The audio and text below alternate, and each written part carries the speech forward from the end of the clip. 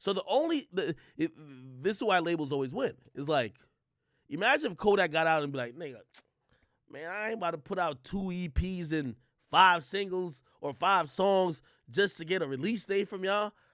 Nigga, give me my release date right now. I'm Kodak. You know what they gonna look at him and say? Nah, niggas ain't checking for you right now. They don't care. So unfortunately, these dudes gotta work. Anyway, what artists like Kodak and Tory do is they don't mind the work. They don't mind it. Kodak gave us song after song after song after song till he caught one.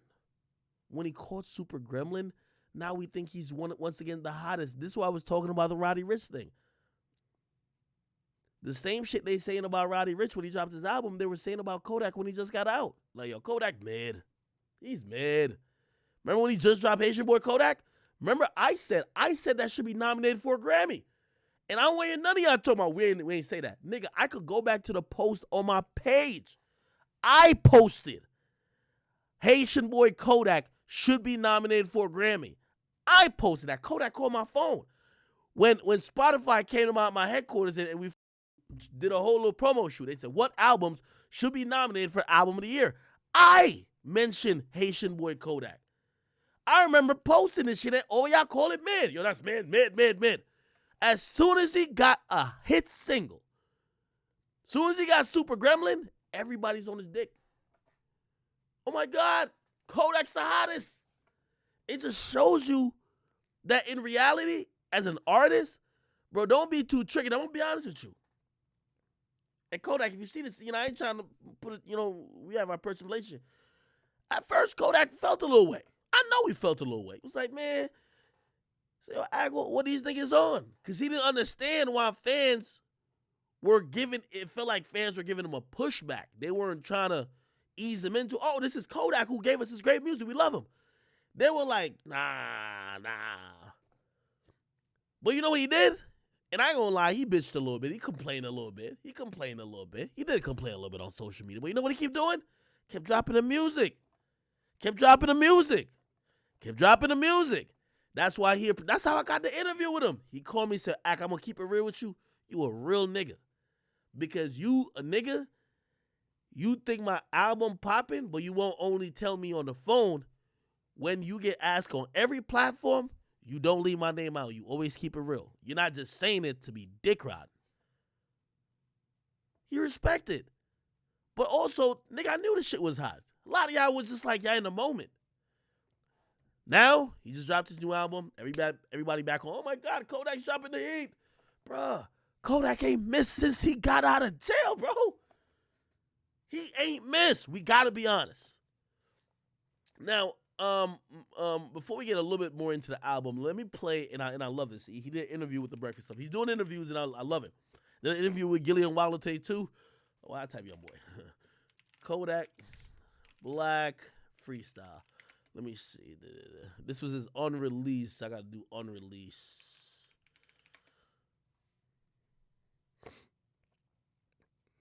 Okay, this is the one right here. I thought this was a powerful freestyle, okay? Let's listen to it and I'll react. Hey, I was about to be muted. No. Let me just tell you this, man. This is why I like Kodak over so many of these other artists. And as much as, you ever watch a Kodak interview and you're like, this nigga is not even speaking. Like, is he speaking English? As his accent, this and third, this is why I know Kodak is number one, a better artist than the majority of these artists. Kodak, I've always said, when there was a comparison to Tupac, is because he might have just rapped a verse to you, but without hearing a beat, and if he wasn't rapping it in a rapping cadence, that's a poem. That's a poem to me. And one of the reasons why I believe Tupac's words were so strong is that the poetic delivery, the poetic value of what he was saying, and think about everything he said line for line. He doesn't have meaningless bars. And can he have meaningless bars like a lot of these new rappers? Could he rap about Gucci, Balenciaga, Amiri, this and third? He does. But when he wants to tackle something, and this is the difference between him and a lot of artists who I feel like the majority of the music is just about random violence, random flexing. There's no purpose. When you got no purpose, you can't with a nigga like Kodak. And this is why he's gonna be, if you ask me, the person of especially that freshman class that is a Mount Rushmore nigga. I'm sorry. He's saying something. Just think about it. He's saying something. And by the way, if you listen to the majority of his music, he's always saying something. And one thing I love about him is like he let his real feelings bleed onto his lyrics, into what he's saying. It might not sound pretty. Even when he was discussing the Meek thing and he's like, yo, he's like, well, Meek doing all this thing about prison reform, but what about me? He ain't do an interview about me. He left me on scene.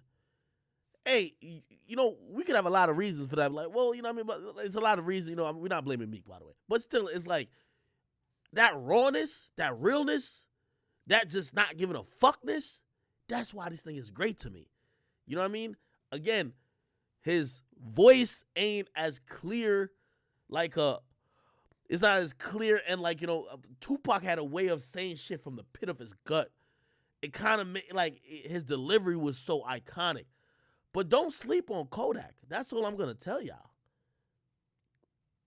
Somebody said he was talking about Jay-Z, not Meek on that part. And I was talking about both of them.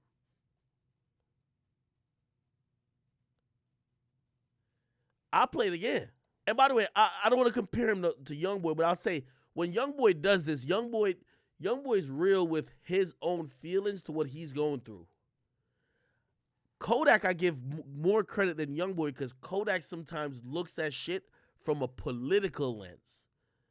And not saying he's right ever, because, you know, he do Trump and he, you know, whatever. And shit, he mentioned in the last part, it's like, yo, how could you expect changes if you don't want to sit down with a man? When Youngboy speaks to his own feelings and emotions and what he's going through, and I think that's real and raw too. But I think a lot of times when it comes to what Tupac was great for, was he gave a voice to the ghetto. And he put that shit on the biggest of levels in hit songs. I See No Changes, Wake Up in the Morning, try to, like, come on, these songs are huge. I see Kodak in the same lens, where he's not just looking at things he's going through. He does use what he's going through as an example, but he talks about things that are bigger than that. I'll play it again. And that's to the person who said he wasn't speaking about Meek. He said, I was wondering where Jay-Z at. Then he said, reaching out to Meek, he left me on scene. By the way, if you listen, one thing with his music, everything kind of changed together.